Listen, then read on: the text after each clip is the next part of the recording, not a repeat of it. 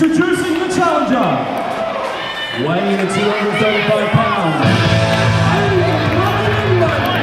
This is Nigel McGuinness!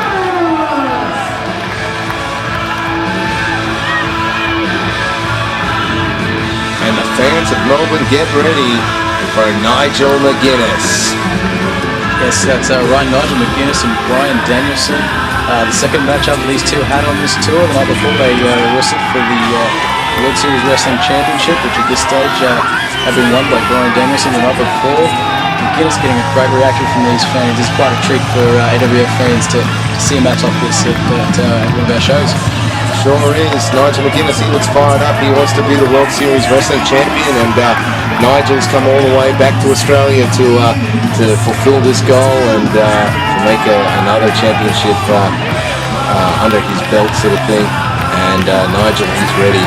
Oh, him and Nigel and Brian Danielson, two of the hottest sort of free agents in wrestling at this stage. You saw that shirt that said, "Wrestling is my religion," and these two, when you see these guys in the ring, you believe it.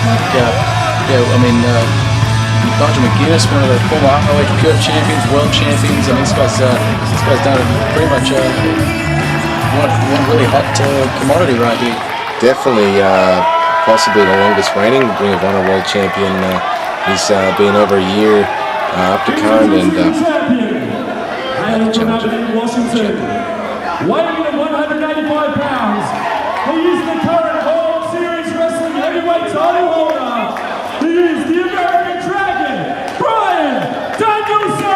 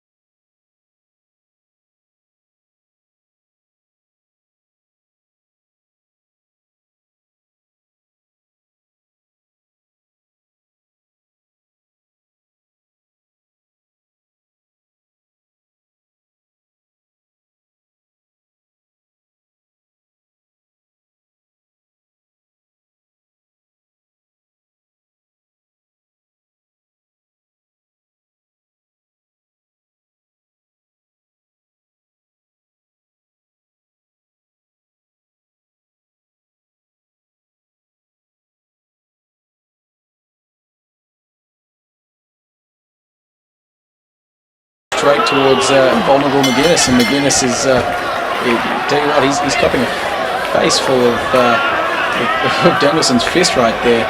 Nigel put napping on the side of the ring there, and Dragon, he's attacking him. This is a Dragon attack and a half. He just gave a headbutt and a couple of stomps. There's streamers all over the ring. Daniel Beaumont needs to clean the area up along with some of the ring crew, and a nice snapmare. Nigel reversing the wrist lock. Dragon busted off again. There we go, back and forth. Just with that chin up again. Nigel step over into an arm drag. Got a little trigger happy with those snapmares, and then McGuinness just said I had a counter for every single time until he's calling time out. He's saying, at least take my ring jacket off. Now Dragon wants to make friends after attacking him. This is classic psychology from American Dragon. Code of honor, but no. Okay, McGuinness is... no code of honor here. This is AWF, as we saw earlier with Austin Aries. But now we've got, a big back body drop from Nigel, and he's rallying with the fans to get this one underway.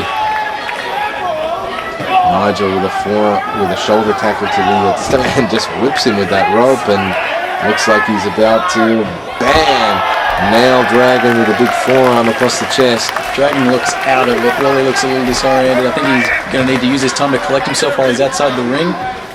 and the fans disrespectfully throw what looks like toilet paper there at Dragon, and you know, these fans are going to be in for a treat. This is going to be another knockdown, drag-out affair, and as a big forearm uppercut gets delivered to the American Dragon, and he flails on the outside. Nigel commands the ring, and he's looking in good stead to become the World Series Wrestling Champion. Dragon doesn't look too happy about. I mean, he tried to jump McGuinness at the start of this thing, and McGuinness turned it around, and now Dragon's trying to make his way back to the locker room. He's saying, "The hell with it! I'll still retain the belt even if I walk out of here." Wow, American Dragon looks like he's headed to the dressing room, and well, Nigel McGuinness wants to get him back in that ring. Otherwise, we're going to have a count out here. He's only got till 10, so there's Nigel, and well, that's what he thinks of that. He shows him the bit of concrete between the two doors, and Nigel's going to try to take him back into the ring before both men get counted out. I think referee Daniel Beaumont is maybe being a little lenient with his count out on these two guys. He knows that the fans are sort of paid to see, you know, a clear winner in the title match tonight. Definitely, I want to stake here. You know, the officials have been asked to tighten up the rules here in AWF. However, you know, we do like to send the fans home happy, and that's what the wrestling is all about, to create a good impression and send everyone home happy. And what we're seeing here is Nigel McGuinness just, you know, basically taking the American Dragon and firing him right around the ring, those European uppercuts, and Dragon just feeling the effects. Oh, he's fumbling all over the place. I mean, Nigel just seems to be having fun now. I mean, he's out there amongst the people. He's gonna give them exactly what they paid for. And there we have it. There's a bit of communication between himself and the fans, and then more of those European uppercuts. And Dragon's gonna have to make his way back into the ring if he wants to beat Nigel tonight. Well, if he wants to be able to eat after the match, because his jaw is taking a shellacking at the moment. And here comes Nigel back in, and American Dragon seizes the little opening there as Nigel comes under the ropes, and now he's just standing, putting his weight right across the chest and neck area there of Nigel McGuinness. I was going to say beat him to the punch, but beat him more to the boot. He's going to probably use that ring jacker and use that, try and choke the life out of McGuinness here. Certainly is. He's using everything that's in the ringside area, including his ring jacket, and you know, there's the American Dragon finally with the jacket off, and now he's just using that rope to break the eyes and the forehead of McGuinness. Doesn't feel too good, that rope on the face. I mean, hey, it's not cotton rope. No, you get rope going in a hurry, and Dragon trying to return with one of those forearm uppercuts, and now they're in a battle back and forth. See the expression on Daniel Beaumont's face, and he hooks him, spins him out, and Nigel with one of those jawbreaker clotheslines. Huge lariat. First one for the match, and Nigel's starting to feel it a little bit. Ask the people, do they like it? And a few young fans there just clapping away, getting behind Nigel McGuinness and his quest to become World Series Wrestling Champion. And here he comes. Wow, a nice takedown there with a lot of pressure going on to the ring lock. That hammerlock motion getting worked on, and Nigel working on the wrist and forearm there, slamming it down, and Dragon felt that one extra shot. Now he's just tying up in the rope there. He's utilizing the whole ring. I mean, he was slamming that arm down on the mat you saw. Now he's just he's hooking it into the rope. Now he's going to use it against him, and he's going to knuckle lock. It seems like Nigel's initial strategy is to possibly whip the arm. He's in an overhead throw. You can see Danielson there trying to get some blood flow back to that arm, but McGuinness has just gone straight back to work on it. Brian Danielson definitely not in a good position right now, and Nigel going to town on that arm, and he's got all kinds of moves here. He's got his arm grapevine around there, and he's got like a version of some kind of cover clutch here, just a variation, something that the guys like to use these days. They use it sometimes, rolls him out, and lariat again. There's your second lariat. Nigel just likes to punish people with those lariats until he'll win matches with those things. He'll knock you out, no problems. He's got one of the hardest clotheslines in wrestling, and he's definitely won many big matches with them. So he's obviously just starting the assault now, and he hooks the left arm of American Dragon with his leg and pulls the arm right back. He was doing a lot of arm work before, but as you could see, that the Dragon was just making his way back to his feet. In this stage, it doesn't look like Dragon's going to make it. Behind the back and a bridge. Nigel McGuinness just almost tearing the chest of American Dragon, Brian Dennison out. That is a painful, painful hold. Anybody that's been rolls out of it, and he's got the leg. He needed to try and counter something because it's been on Nigel in the last couple of minutes, and Brian is he's definitely feeling a lot of those holds. And another forearm strike. Nigel shoots Dragon to the ropes. Goes for the boot. Little kick and that second kick that got him nailed. Right in the hamstring. Nigel has some long legs, and American Dragon taking advantage of the situation. Turns him over. And then Danielson is... Looks like he's going to attempt to form with the surfboard.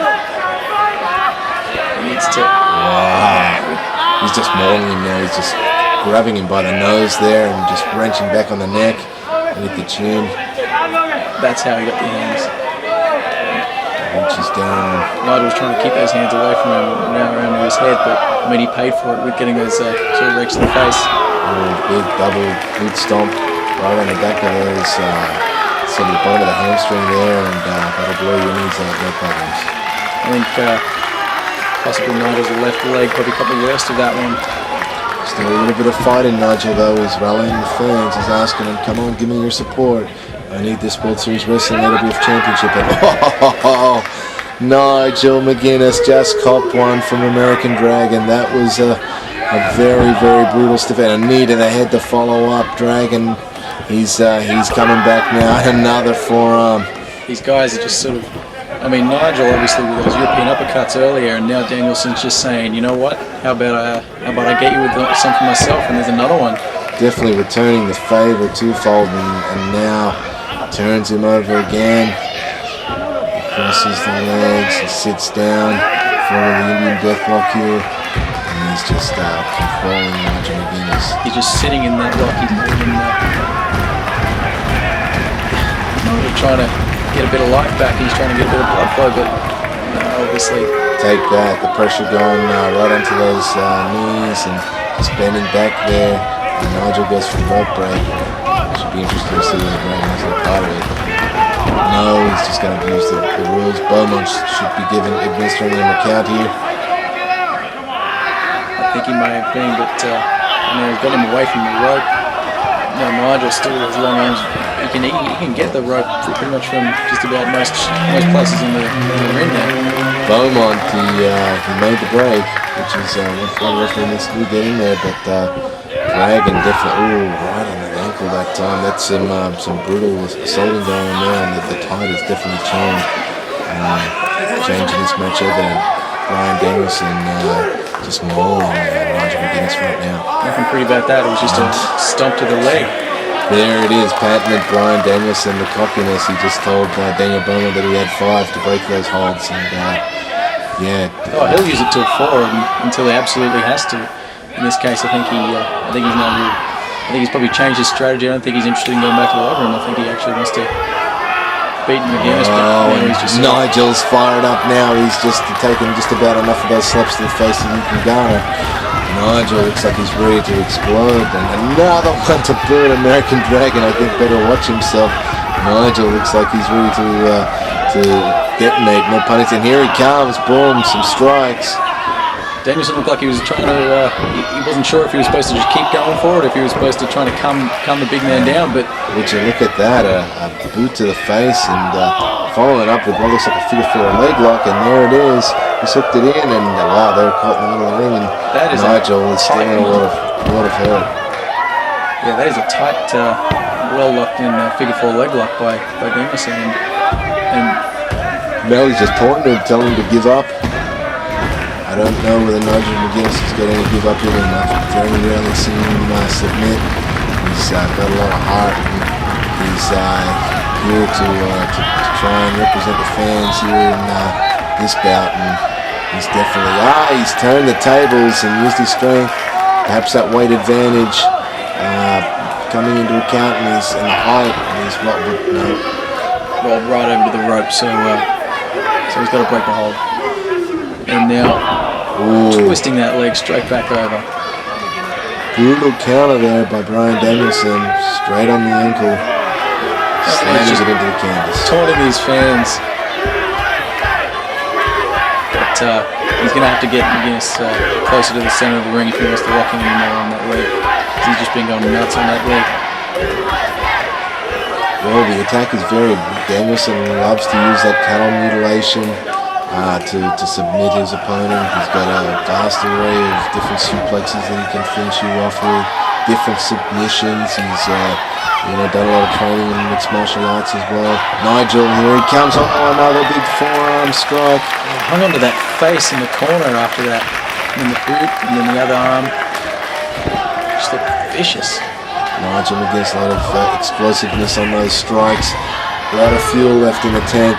Both these guys are down on the canvas, but they're so resilient. Such great athletes, such great wrestlers. This is what the true fighting spirit of AWF is all about. Two guys getting in there and giving it their all no matter what. And just, this is a great demonstration of pure wrestling, which AWF loves to bring to the fans. And look at this Nigel McGuinness with a bunch of strikes. Going crazy with those strikes. Seems to have sort of tried to... Boom! And a running forearm uppercut. And Bryan Danielson felt that. You can see the expression on his face. He's trying to shake the cobwebs off, but that one really rattled him. Nigel looks like he's starting to... Dragon with a big flip off the ropes. Shoots off. Catches the boot. Another backflip. And bam! Jawbreaker. That could be it. Again. 1, 2. Oh! Nigel with a big clothesline. So brutal with those stiff lariats, and Danielson is in trouble here. You can see Danielson just sort of getting a little happy with a lot of his more sort of fancier maneuvers, and then McGuinness just taking him down with a lariat. Nothing fancy about raking at the face like that. Looks like Nigel McGuinness was going for that patented sort of Tower of London. He loves to just drop them on their heads with that one, but very well scouted there by Bryan Danielson, and he comes in and he attempts a kangaroo dropkick. Nigel catches him and sits him down in the Boston Crab. He's really got that one cinched in, sitting back there. Beaumont down there asking Danielson, does he give? These two have each other scouted so well, and then McGuinness just turning straight that dropkick into the Boston Crab, but then Dragon underneath, turns it into a pinfall. 1, 2, oh! Very close, almost retained his championship there. Comes roaring forearm. Nigel down. Dragon, he's in a world of hurt too. He's just got to recover from some of those giant blows that he's copped. Some of those deep breaths from Danielson. He's going to try and get some oxygen back to the brain. He's going to have to try and regroup before Nigel makes it to his feet, which he's trying to do. But he's still seems to be firmly in control of this one. Nice suplex there from Dragon. Takes Nigel over, and he's going up to the top. Perhaps that patented headbutt from the top from American Dragon. And as with this, it's very close to being over. Here it comes. Boom! He hit it. Right, that should be it. You can see Nigel holding the chest. And look out. Bryan from behind. He's got him in a chin lock and a hammerlock combination, like a cross-face chicken wing almost. And Nigel's gasping for air. Got the fingers hooked. He's trying to reach for any rope that he can. But Bryan seems to have it locked in very well, and once again, his long leg making his way to the rope. He's got that advantage. He's got that on his side that he can just...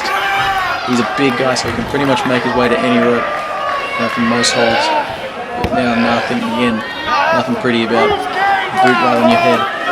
No, it doesn't feel good either, as you know. It's one thing to be insulted and taken down, but that boot on your head's no fun.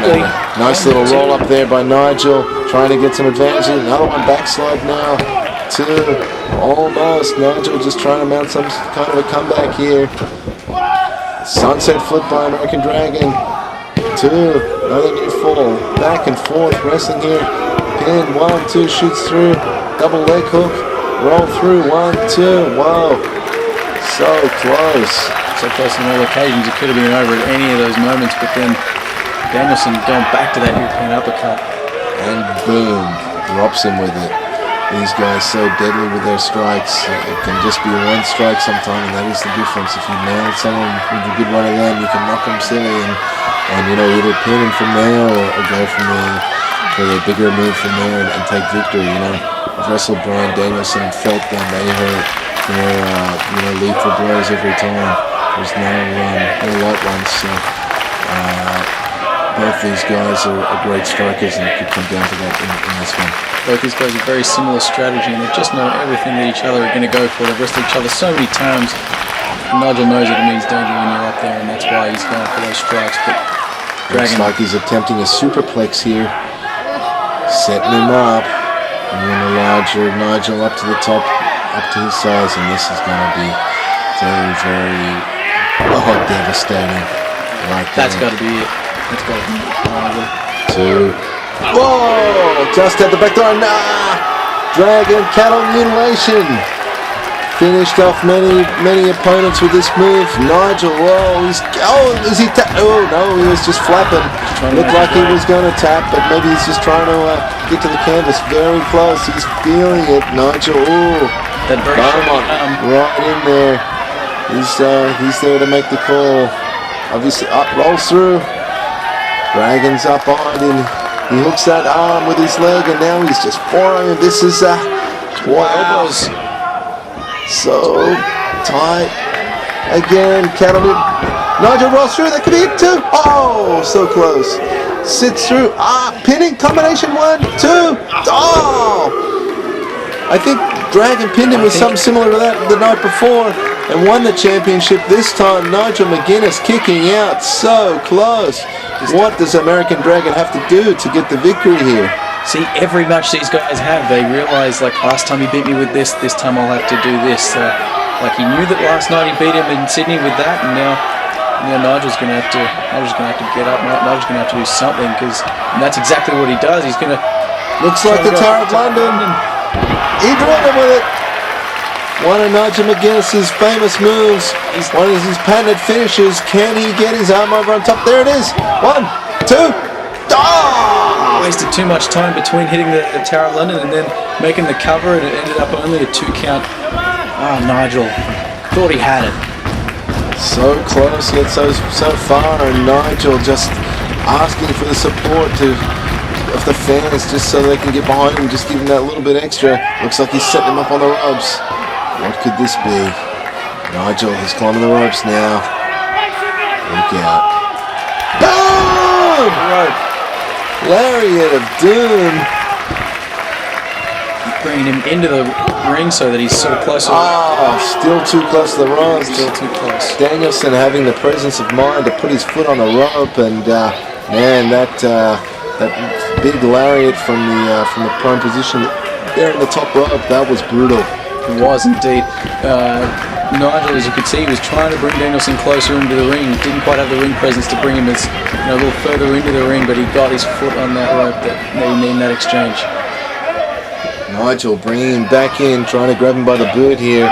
Dragon with his enziguri kick to the back of the head, and both these guys are, they're down there. Their bodies are taking a beating here, but these guys, such great competitors. They just, this series, this feud that's been going on between these guys all around the world. They've wrestled in Japan, they've wrestled in Europe, they've wrestled now in Australia.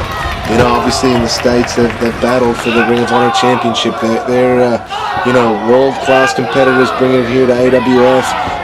This is the World Series Wrestling Championship, and these guys just back and forth. Nigel with some forearms, shoots to the ropes. Dragon, here comes Nigel. Oh, he's won many with that. Oh, whoa, perhaps a foul. Small package. 1, 2, 3. Oh, got him. I can't believe it, just like that. It could have gone either way. Both guys were fighting through the arm work and the leg work from earlier in the match, and then they ended up exchanging those strikes. Bryan with that low blow, if you saw there, and he ends up walking away with the title. Still champion. Underhand attack is paying off for the American Dragon once again. He's still the champion, and Nigel McGuinness will have to fight for that one another day. Great match though. That exemplifies the kind of action you get when you come to one of our supercards for the AWF. So please support the local product, and that was one hell of a match. Bryan Danielson still World Series Wrestling Champion.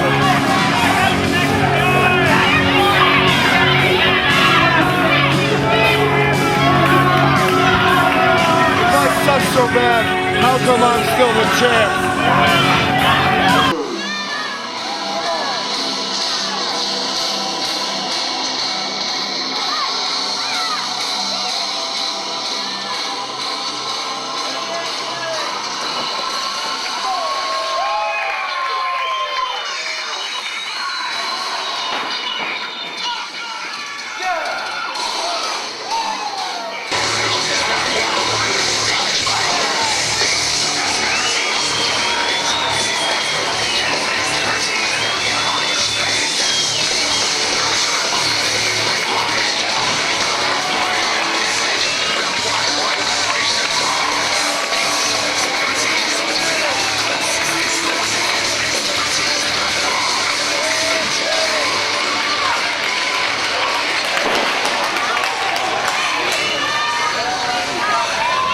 The last opponent to the ring. He is the AWF champion. Hailing all the way from Blacktown, weighing at 105 kilos. Put your hands together for Steve Ravenous!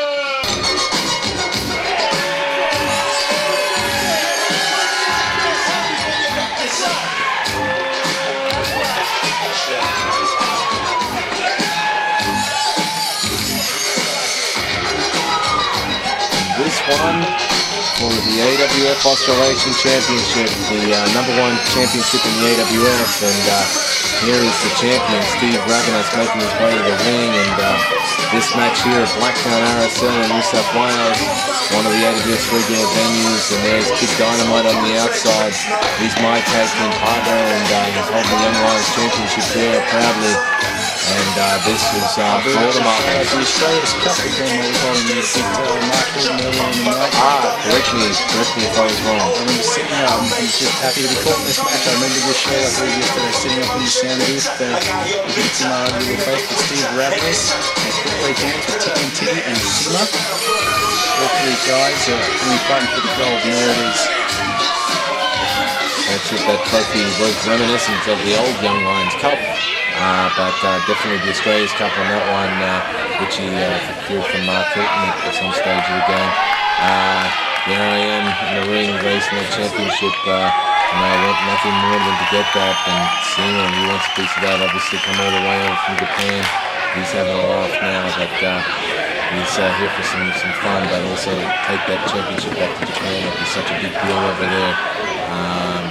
Obviously the Dragon Gate promotion over there would love nothing more than for Cena to take the championship back there and defend the championship. Of course, Cena, former Open Ring Gate champion, and then Steve Ravenous at this stage was riding solo as the AWF champion. Yourself, TNT, you were the member of the Detonation crew, and Cena, of course, leader of the Blood Generation. All three guys have got a lot under their belts, and at this stage are going for a three-way tie-up. Big three-way tie-up. I remember just the lead-up to this match was there's a lot of anticipation. I'd been chasing the heels of Steve Ravenous for some time, trying to get a shot at that AWF championship. It was announced that Cena would be competing and coming in, and just due to his great reputation and winning championships around the world, would be getting a chance at the championship. And I wanted Ravenous at all costs, and seeing such a great competitor, it was an honor to be in the ring with him. And here we are, and this is some three-way action that it's going to go down in the annals of AWF history. So we had TNT and Cena with a double drop kick, and now they're going at it with each other. Steve Ravenous outside the ring. More of those arm drags and takedowns. Cena's so fast, you've got to be on top of your game when you wrestle someone as fast as Cena. To see a bit of an exchange there between us, and me and Cena, perhaps a little teamwork here. The double drop toe and a big drop kick to the head of Ravenous. We spoke very briefly just before the day of the show here, and I said to Cena, if there's a chance, if Ravenous is on the wrong side, if we team up once or twice, I don't mind. But just know that I'm here to take the championship. And if it comes down to it, in the end, if it's me and you, I'm gonna have to do what's good for me. Oh, definitely. I mean, Sinner would have definitely thought the same. He was there to win the title as well, but he didn't have any problem with teaming with himself at that stage. Steve Ravenous obviously coming in, not being any fun for the fans, as you saw there, being very cocky in his intro and the suplex, and now it's definitely been a moment on the money there with the 2 count.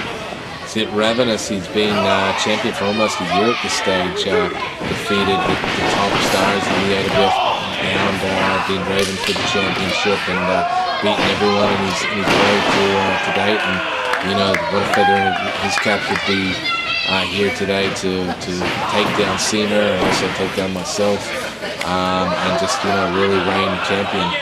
Ravenous, I'm up there trying to take him down with a crucifix and with this that hurts. Cena with double knees to the chest and taking advantage of the situation. Cena's so fast in his actions and he's got Steve Ravenous down. He sort of seems to at this stage taking a bit out of the equation, but getting a bit of help there from Kid Dynamite with the water bottle. That's it, Dino, my protege, my tag team partner, first incarnation of the Detonation crew, and he's out there just trying to help me out. And there's a big brain buster with the leg tie still, and Cena in somewhat charge here. He certainly is. I mean, he's got Steve Ravenous down on his face, and you saw somebody coughing a bit of a TNT getting a bit of a beating as well. Now he's going to go into that corner with Steve Ravenous. He's going to try and set him up for something big. Yep, Cena in the corner with Ravenous. He shoots me in. Boom! I give a little drop kick as I get pushed through, and Cena with the knees to the back once again. He'll jump out of anywhere. He's better with that maneuver. And it looks like it's just being Cena in the ring now. And he looks like he's having his way. Sure does. Cena obviously just so fast in this exchange, and he thought he would have had you on the outside there, but I think what he might be setting up is something a little smaller. Oh, underneath he goes. Down for looks like a power bomb. I think he was trying to set one up. Yeah. Ravenous on the outside with a big chop, and I'm going to take advantage of that. Big legs to the face and some punches, and Ravenous goes down, and looks like I've got some control. Not only that, but just the punches afterwards. I mean, you weren't just going to take him down like a high flyer. You and Steve Ravenous have got a lot of bad blood at this stage. Sure do. The Platinum players and the Detonation crew feud, it went on, and it's been heated. And well, right there, Kid Dynamite looked like he wanted to try to for me to do some double team, but I said earlier I'm gonna fight this one down the line, and I don't need his help to win the championship. If we're gonna if I'm gonna be the champion, myself, I want to do it by myself. I don't need his help. If he wants to come out for moral support and be a second, that's fantastic. Big double drop kick there. But I want to win this thing with honor and do it fair and square, so there's no tarnished feelings too. Oh, big elbow there. Cena having the presence of mind to get out of the way for that elbow drop, and now looks like he's kind of in control of both guys. Probably Steve Ravenous copping the worst out of all this. Trying to drag himself up by those ropes, but now he's just dishing out the chops on both guys, and now Cena's decided he's going to go back for the weak link on Steve Ravenous, but Steve Ravenous is actually starting to come up and fight back. Well, Ravenous is the champion. You don't become champion by being a slouch. One of the few people to hold the AWF title, and just got the big double drop kick there. But in this three-way, he was possibly at a disadvantage because, as I said, myself and Cena, to a degree, have had pretty good teamwork when we've needed to. But Ravenous is going to be the odd man out, being that I definitely don't like him, and Cena knows that he's underhanded. And there it is. That's one of my famous finishing maneuvers, that variation of the dragon clutch. And Cena's definitely feeling this. I'm trying to get the submission here. Made many guys submit to this, and Ravenous is in, and maybe that's making it even worse for Cena now. Ravenous wrenching back with that chin lock, and we're all in a position to hurt here. If I remember correctly, this was an elimination match, so Steve Ravenous was coming from a position of it might have been better to sort of play dead for a while and let you guys sort of take care of each other and then maybe take advantage. But at this stage, it sort of looks like he does have a bit of an advantage, and that he still has to be in to lose his championship. Well, he is the champion. He does have that advantage. However, he's in charge now, and that was a big move there. And it looks like Steve could be eliminating me any moment now. Steve Ravenous with the thumbs down to the fans. He doesn't care what they want to see. He's just going to do anything he wants to do. Could be that platinum pump handle. Here it comes. Gives a knee. Shoots that on between the legs. Here it comes. I need to carry it. Nope. No, he hits it. Gonna be going to go out the back door there, but Steve's going to make the cover. Oh, and Seema came in with the big save. Big leg drop to the back of Ravenous's head. And Steve obviously felt that one. I think it probably looks like Seema would rather it have come down to between you two. If Steve Ravenous had pinned you there, it would have just come down to himself and Seema. Wow, and big palm strike there, and floats me over there. That could be another near fall. I'm cupping some heat here. And Ravenous with the save this time. Big forearm. Gaining a bit more momentum. Looking TNT into the corner, reverses it. Going to come in with the hand straight into the bulldog. With the claws on at the seam at the same time. Taking both guys down. I needed to score something big there, otherwise I feel like I was probably getting to the stage where I was getting desperate to possibly be in a position to be pinned, and looks like I'm going up here. Looks like you've got the ring presence to see Steve Ravenous is right behind you. You could take this sort of, but you obviously have to go for a moonsault body block there, and Ravenous just too quick. So no eyes in the back of your head, you would have seen him there. Well, you know, when you're in the ring, sometimes the other guy's a bit quicker than you thought, and maybe not as hard as you thought. And there you go, some punches to the head there. Ravenous, he's dropped down. Seema with the double drop kick. Wow. Steve Ravenous in the tree. Whoa. Super drop kick across the ring, and look out. You know what this is? This is a crazy jack. Boom! I nailed it. 3 and guess what? I'm the AWF champion again. First fall of the match, and the gold is mine again. It took me a year to get it back, but Steve Ravenous, I am the champion again. I've defeated you today, and I'm proud to call myself. I believe this is my 3rd AWF championship reign. Very proud. Always a pleasure to compete for the championship and race for a partner, Kid Dynamite.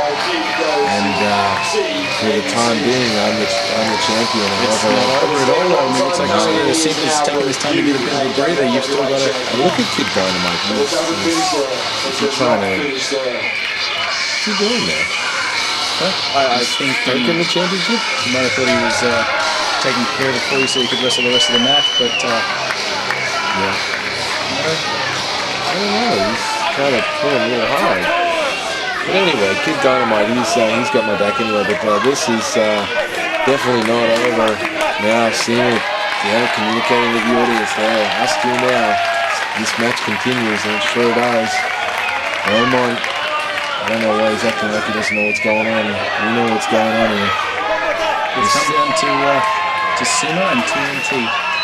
And Steve Ravenous, as you can see there in the background, making his way back to the locker room.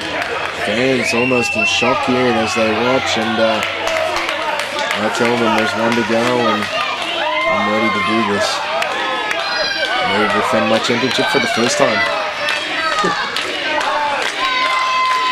Oh, but you have to draw there. You win the championship and you have to defend it immediately.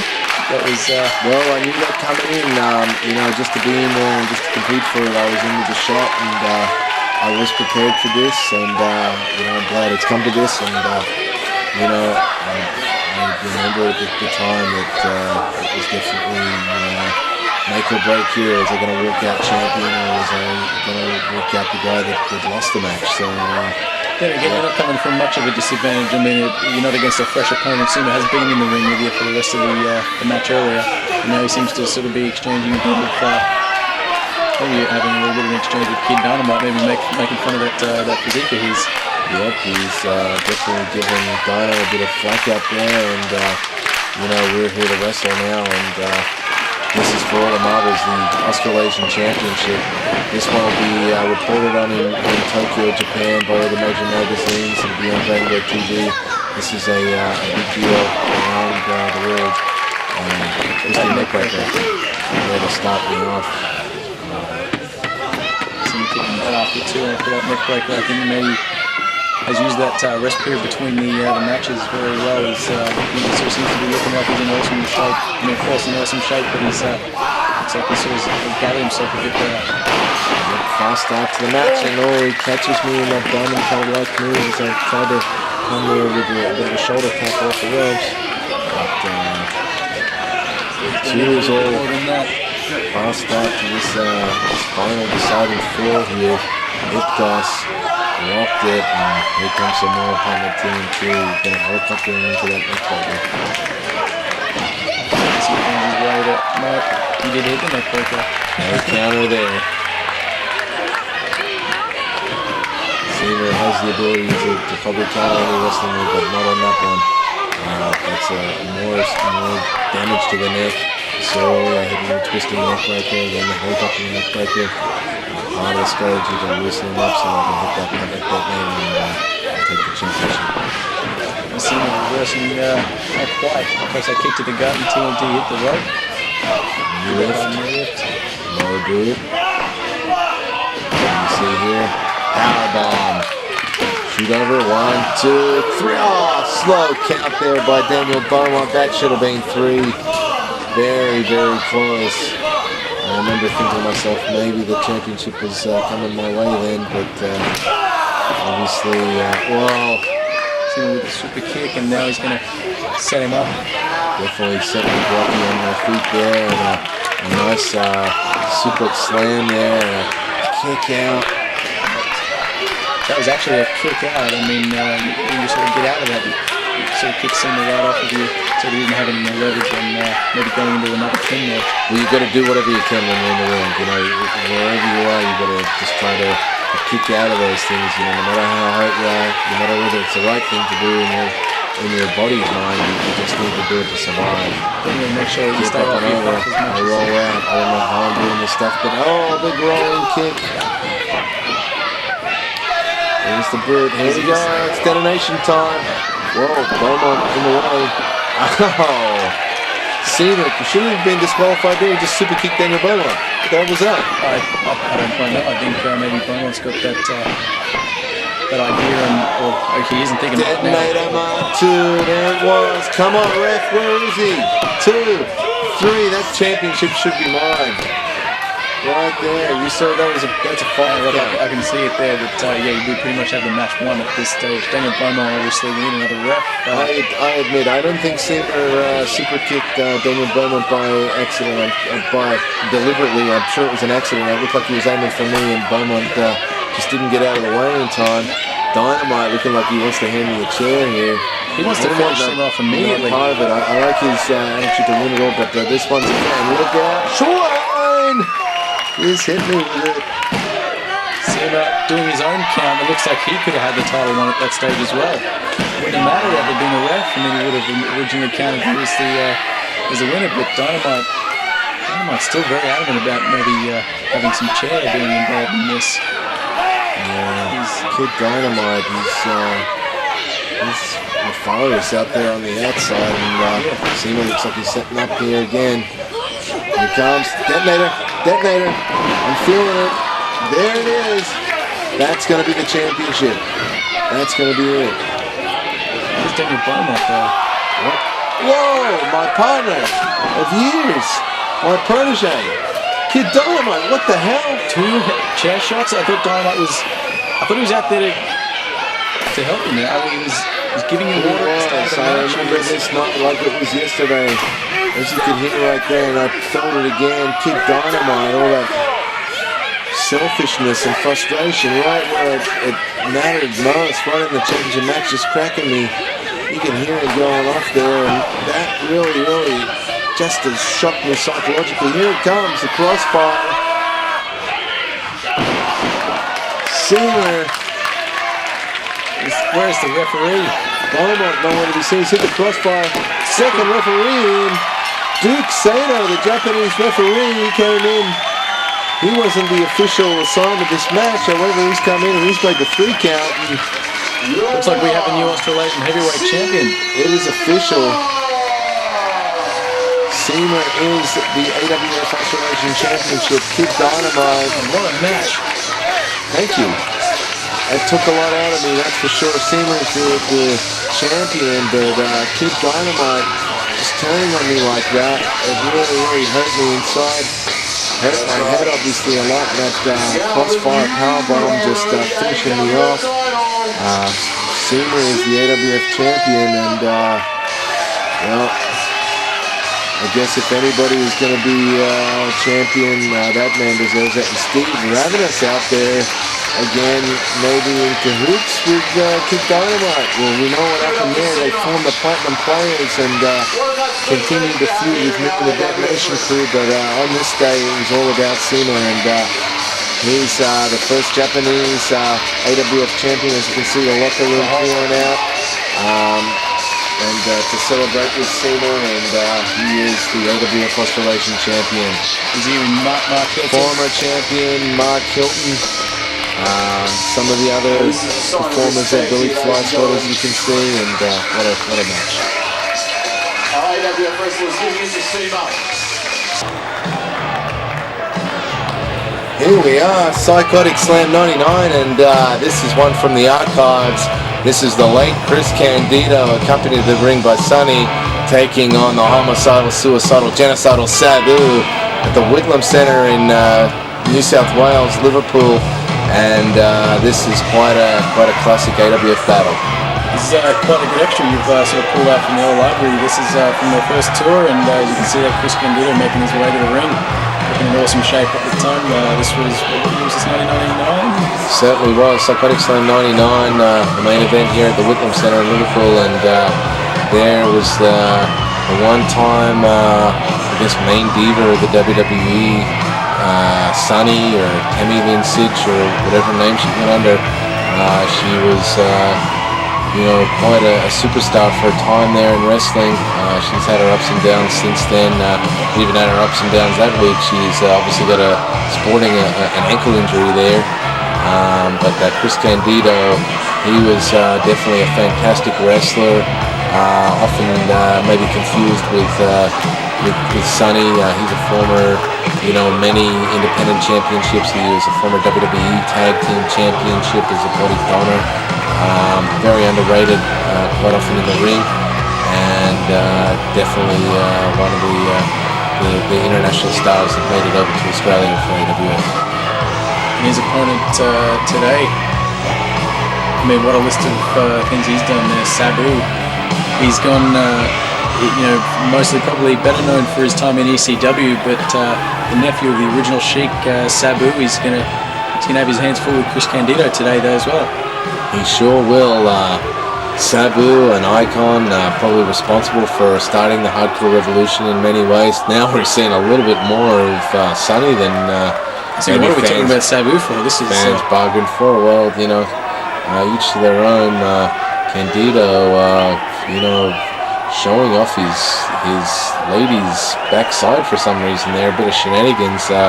You never know what you're going to get with this couple. They're quite the pair, but Sabu, quite the influential wrestler. A lot of the hardcore movement started because of him, basically busting tables on his own after matches. He got frustrated, and here comes the man Sabu. I've been in the ring with him many times, and he's one of the toughest men you'll ever see. Here he comes, and he's making his way into the ring, and Chris Candido's out of there. Patented point to the sky of Sabu, and he is, he's main event all across the world, and it's a pleasure to have him here in AWF, of course. And Candido throwing a chair in, and Sabu not having any of it. What a treat for some of our Australian fans to have had this match back then. It sure was, and we're going to get the official ring introductions now. Ladies and gentlemen, it is main event time at the Whitlam Centre of Liverpool. Introducing first, accompanied by the sexiest woman in wrestling, Tammy Lynn Sitch. From Freehold, New Jersey, in the United States of America, weighing in at 235 pounds, no gimmicks needed, Chris Candido.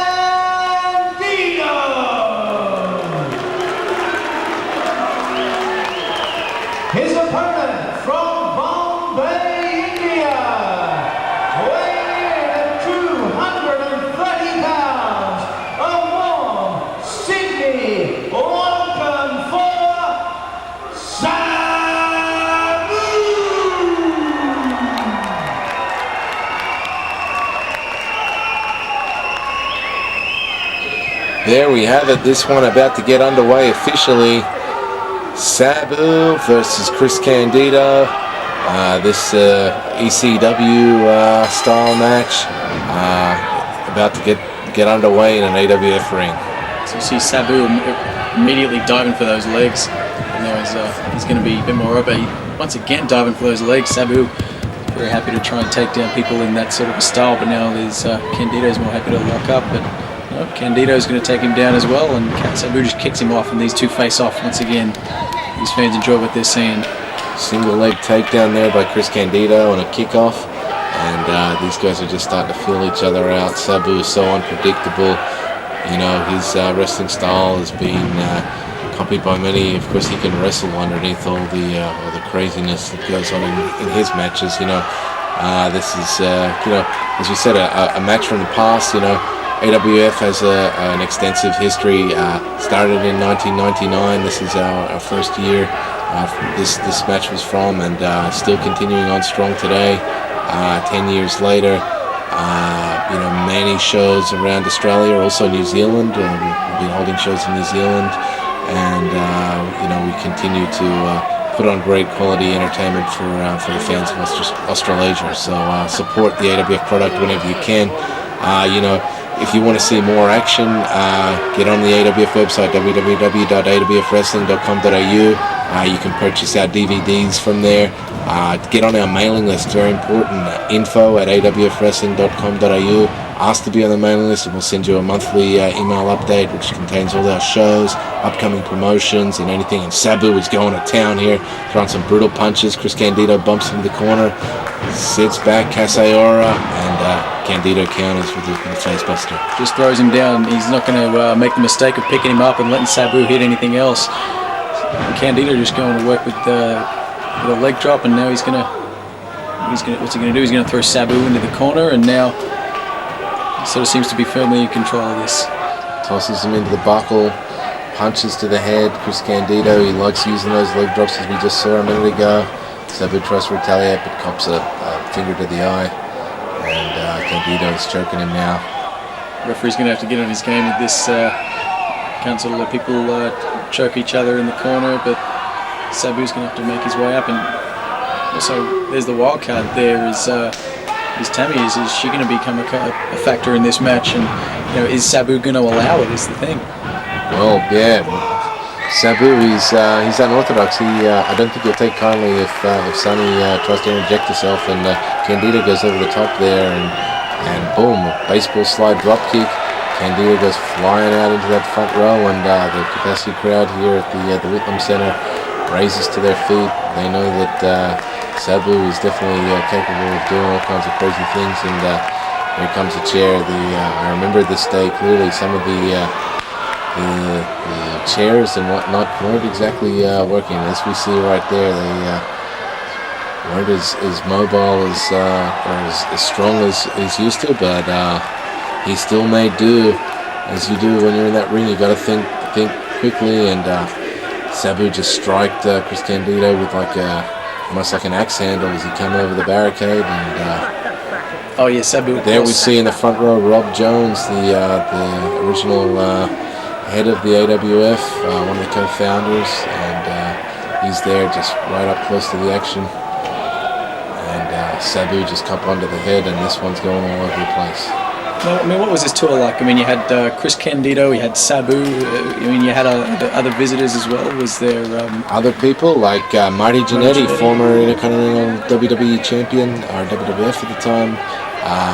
People like Super Dragon, who went on to become quite an independent star. Some other people like the Gothic Knight, who was quite the character, a massive man. In the mid six foot range, so he was probably 6'6", and he would have been over, he would have been 320 pounds at least, a massive individual, very muscular, and a brutal man. We had another guy, Seven Foot Thunder, who was on many AWF cards throughout the years, and is currently an action movie star. He was on the tour, so we had quite an array of stars. My brother, even Flex Power, was on the tour. I was on the tour. There was many great matches from all over. We went to Melbourne, we went all over New South Wales, we went to a lot of different places with this, and it was good times. Yep. And Sabu he's even been back in the AWF even recently, as recent as 2007, I think. Yeah, Sabu was he graces shores every so often. Good relationship with the AWF.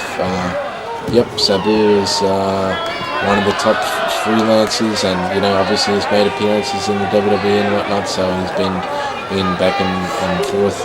Fortunately, Chris Candido untimely passed away a year or two back, and he's missed. He was a good talent, and definitely someone that the wrestling community had a fondness for. So he's a great talent that's sadly missed. Absolutely. I was about to say, not much has sort of changed over that 8 years at Sabu. As you can see, they're going for that table. I recall him putting Incognito through a table in Wollongong not long ago as well. Yep, and I believe at this very weekend he put me through a table in Newcastle as well. So yeah, we all know what it. Me and Cognito knows what it feels like, and he's a brutal wrestler and quite the innovator when it comes to wrestling. So many people copied his antics and style. Definitely revolutionized the wrestling business. The whole ECW style to a degree can be credited back to Sabu in many ways. So the Dudley Boys with the tables used doubles in Sabu as well, and different people that have done well in the wrestling business from the extreme style. Sabu definitely an innovator, and still goes strong today. You can see Candido not having a problem with keeping the table involved in the match. He's gonna try and take it and introduce it into the ring at this stage. Well, definitely. By this time, Candido was part of the ECW roster, and he was used to wrestling with tables and chairs on a regular basis, and he brings it into the ring to try and set it up. Candido almost gets stopped there by Sabu, but he's still in control. It looks like he's going to set this big table here up. It looks quite solid. Whether these guys are going to be able to go through that is another thing. But it's quite a wide table, I've noticed as well. Yeah. So here they go, reversal. And back to the other corner. Candido picks him up. Looks like he's going to launch him up there for a possible superplex. There's a chop. They're fighting back and forth. Sabu, of course, not winding up in the best after that exchange, but now top rope runner takes him down, and Candido in control of this one. A little hand tap there from Sonny, and looks like Candido is going up top. Maybe a leg drop, maybe a headbutt. And of course, cheering on Chris Candido. There it is. That headbutt. Patented diving headbutt.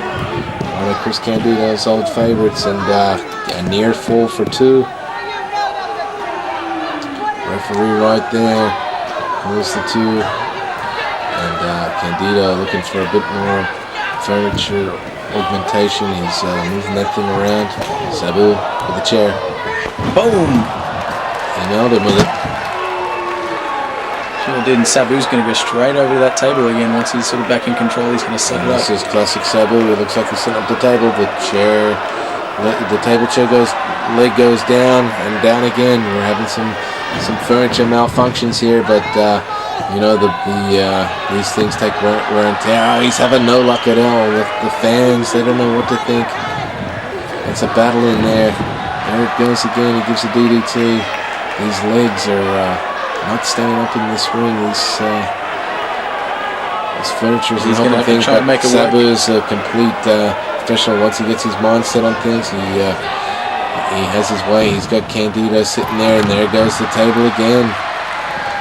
But you just got to keep going. Wrestling is what it is. It's not just about tables. It's about chairs. And whoa! And he missed him, and right on that hard plank of wood that may not have broke anyway. Goodness, Candido with the presence of mind to move away from that. He knew that even if just a plank of wood was just left in the ring, it would have been enough to put away Sabu. And now he's setting up Sabu. He's got that chair rested on Sabu's head. What's he going to hit with this? If he hits that big leg drop on Sabu's head here, that's going to... No, went for the diving headbutt again, but he telegraphed it. This could be the opening Sabu needs to score a victory. Arabian. It's usually a face buster, but it nailed him right in the back that time. It looks like he's going for the old Sheik favorite. He's got the single leg camel clutch, and that Candido taps. That's it. I don't believe it. Submission right there in the ring. Chris Candido's tapped, and that's it. That one's in the history books. Is Sabu. Fans here shocked. They don't know what to think here, but it's definitely over. Sabu was the victor, and there you go. Vintage AWF from the inaugural Psychotic Slam tour. Sabu walks away with the victory over Chris Candido. He did. Thanks for joining us here at AWF. This has been International Invasion. Thank you for purchasing this DVD. Hopefully we'll see you at the matches soon. Stay tuned to awfwrestling.com.au. Find out what's going on with AWF, and thank you for your support. And we'll see you soon. Take care.